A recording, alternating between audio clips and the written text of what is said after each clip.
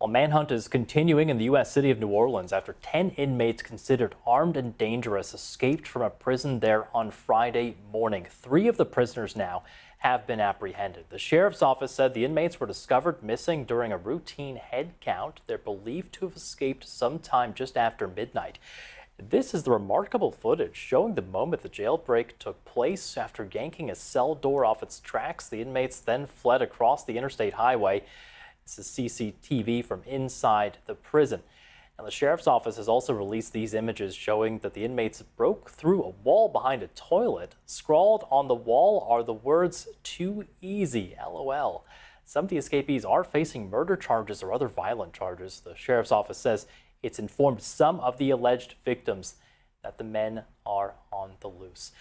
There is a press conference taking place right now in the city of New Orleans. Officials there briefing the press. Let's take a listen. To ensure the safety of the public who's there in that area, as well as those who are working the investigation, and the safe and secure apprehension of those who are fugitives. Each second does count. Certainly, the sooner we can apprehend them, the sooner everyone can be rest assured that they are no longer a threat to the public. These are violent offenders who escaped, and we have to bring them back. And they will go to a state prison. 26. So there was a shooting in New Orleans East at the Willow recently. I believe it may have been an officer-related one. Does that have any connection with this situation currently, or is that a separate incident? Right. So it was an event in which there were law enforcement federal partners who were out there actually on surveillance of a target home, and completely independent, they heard gunfire erupt.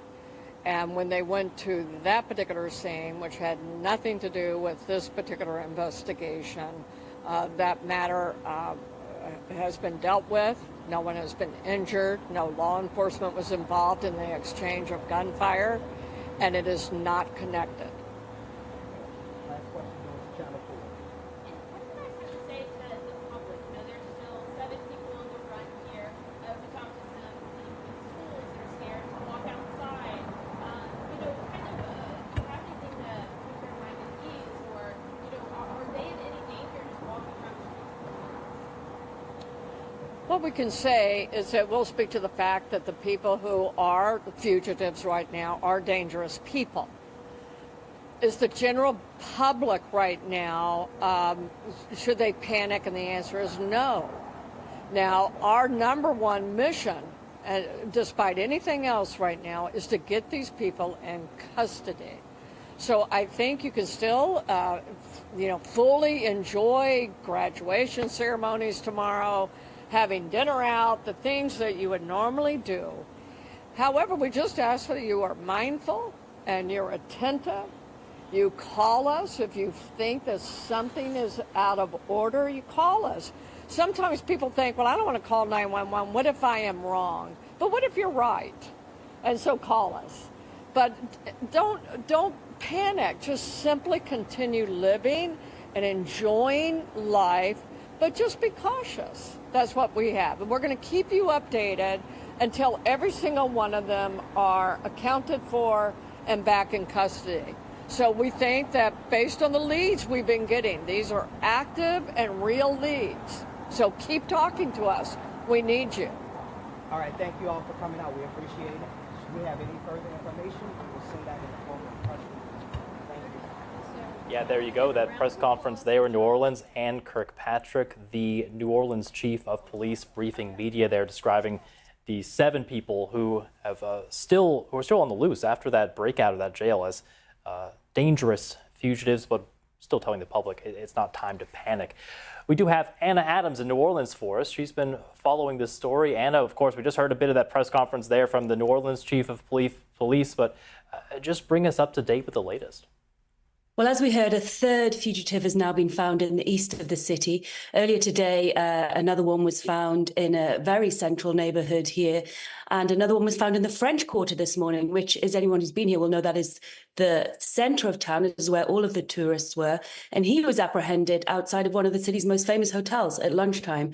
So it really is quite incredible scenes here. And the city has been on alert all day. There have been helicopters, there have been drones out in the neighborhoods where the fugitives were previously living. And so there is a sense, because this is a small city and the prison is only a short drive outside of the city center, there is a sense here that people are on high alert. Yeah, really incredible scenes. And I think, what's on a lot of people's minds, not only there in New Orleans, but anybody that's been following this story is, how could something like this happen? Have we heard anything more from the authorities about how this jailbreak actually took place?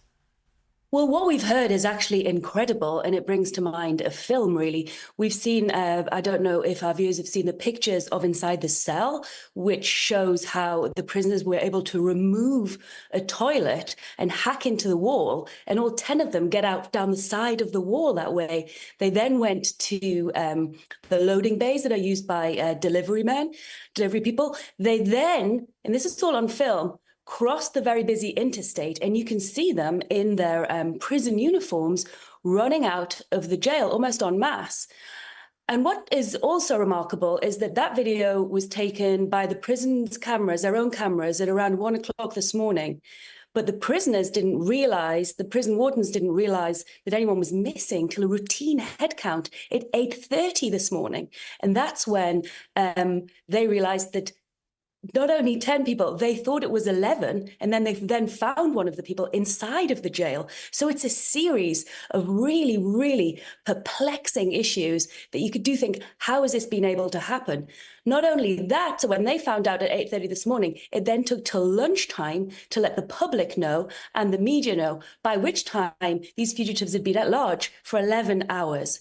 So it really is, there is begging some serious questions for the sheriff's office. Yeah, and we've been watching some of that surveillance video there showing those inmates, wrenching a door open, running out of the jail. And we saw, of course, that picture almost taunting the authorities where they wrote "too easy" LOL over a hole in one of the cells in that jail. You mentioned there 7 of them still at large. 3 inmates are now in custody. We heard a bit there from the chief of police, Ann Kirkpatrick, kind of calming down the public, saying, that they're not in danger, and yet people should still be mindful. Do we have a sense of, you mentioned it's a small town, the risk to the public as these people are still loose? People are definitely nervous, and some members of the community are definitely scared. All of these men have been accused of violent crimes. Several of them have been accused of murder. So this is not something to be taken lightly. And there was an incredible press conference this afternoon with the sheriff's office. The sheriff in charge of policing and watching the jails. Now, the sheriff here, Susan Huston, has hinted that this was a politically motivated escape. She said there were serious questions about why it happened so close to the time when a new sheriff will be elected. She said that they'd had help, and 3 of the wardens have since been suspended. So really quite remarkable comments coming from the sheriff this afternoon. What she hasn't said, and which people who were asking her repeatedly to do, was if she was going to apologize for this happening on her watch. Now, that's something that she hasn't done. And that is what people really want to hear tonight when they're going to bed, knowing that 7 armed and dangerous fugitives are on the loose in New Orleans.